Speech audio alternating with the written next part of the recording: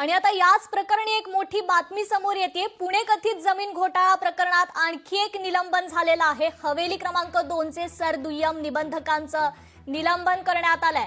दुय्यम उपनिबंधक आरबी तारू यांचं या प्रकरणी आता निलंबन करण्यात आलेलं आहे। पुणे कथित जमीन घोटाळा प्रकरण आणि या प्रकरणी आता आणखी एक महत्त्वाची अपडेट समोर येतेय। आणखी एक निलंबन झालेलं आहे।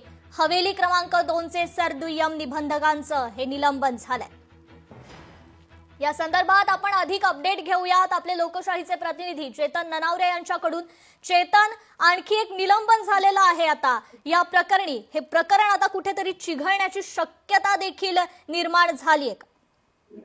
निश्चित कृपा, कारण या प्रकरणामध्ये या आधीच मुख्य सचिव विकास खरगे यांच्या अध्यक्षतेखाली ही चौकशी समिती स्थापन करण्यात आली होती आणि अतिरिक्त मुख्य सचिवांच्या चौकशी आधीच पुणे तहसीलदार जे होते सूर्यकांत येवळे यांचं निलंबन झालेलं होतं आणि त्या पाठोपाठ आता आरबी तारू जे सह दुय्यम निबंधक वर्ग 2 आहेत त्यांचं आता निलंबन करण्याचे आदेश आहेत ते नोंदणी महानिरीक्षकांनी दिलेले आहेत। इतकंच नाही तर यामध्ये जो ठपका ठेवण्यात आलेला आहे की 5% स्टॅम्प ड्युटी जरी माफ करण्याचा अधिकार त्यांना असला तरी 1% जो स्थानिक स्वराज्य संस्थांसाठी आकारला जातो आणि 1% जो मेट्रो सेस म्हणून आकारला जातो, हे 2%पोटी 6 कोटी रुपये तरी त्यांच्याकडून मुद्रांक शुल्क आकारणे होणं गरजेचं होतं। मात्र या 6 कोटींचा महसूल भरण्याचा टप्पा ठेवत आता प्राथमिक निलंबन करत त्यांची बदली करण्यात आलेली आहे लातूर या ठिकाणी। परिणामी आणखी किती बडे मासे या प्रकरणामध्ये गळायला लागतायत आणि कोणाकोणावर कारवाई होते हे पाहणं महत्त्वाचं असेल।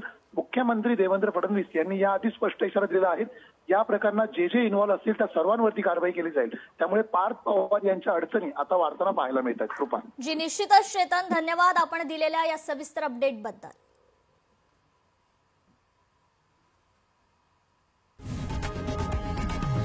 लोकशाही मराठी ऐका, पहा, जागरूक रहा।